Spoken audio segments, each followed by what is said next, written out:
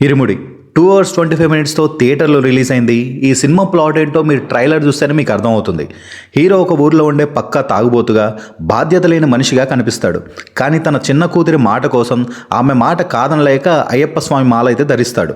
మాల వేసుకున్న తర్వాత అతని లైఫ్లో ప్రవర్తనలో ఎలాంటి మార్పులు వచ్చాయి, అదే టైంలో ఆ ఊరిలో మహిళల భద్రతకు సంబంధించి జరిగే కొన్ని సీరియస్ క్రైమ్ సంఘటనల వల్ల కథ ఎలాంటి మలుపు తిరిగింది, కూతురి కోసం కుటుంబం కోసం హీరోస్ ఎలా స్టాండ్ తీసుకున్నాడు అనేదే ఈ cinema main plot.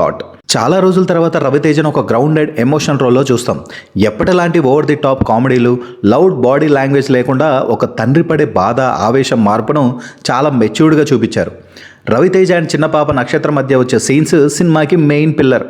Shiva Nirvana తన మార్క్ ఎమోషన్స్తో ఫ్యామిలీ ఆడియన్స్ని కనెక్ట్ చేయడంలో సక్సెస్ అయితే అయ్యారు. ఫస్ట్ హాఫ్ సరదాగా డ్రామాతో సాగితే సెకండ్ హాఫ్లో వచ్చే కొన్ని సీన్స్ చాలా హార్డ్ హిట్టింగ్గా ఉంటాయి.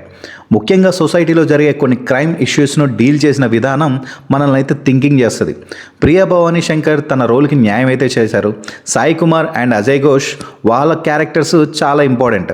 ఫస్ట్ హాఫ్ స్టార్టింగ్ కొంచెం స్లోగా సాగుతుంది.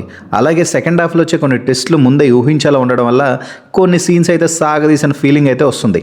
జీవి ప్రకాష్ గారు ఇచ్చిన మ్యూజిక్ అయితే బాగానే ఉంది. బట్ మల్లెపూల పల్లకి సాంగ్ అయితే చాలా డిసప్పాయింట్ అయితే అయ్యాను. ఆ వైబ్ అయితే రాలేదు. బీజిఎం కూడా ఓకే పర్లేదు అనిపించింది.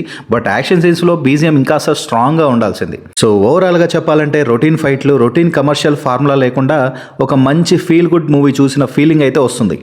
ఈ మూవీని ఫ్యామిలీతో కలిసి హ్యాపీగా థియేటర్లో అయితే చూడొచ్చు. సో ఇది అండి రివ్యూ. ఈ రివ్యూ మీకు నచ్చితే లైక్ చేసి సబ్స్క్రైబ్ చేసుకొని ఫాలో అవ్వండి. Thanks for watching.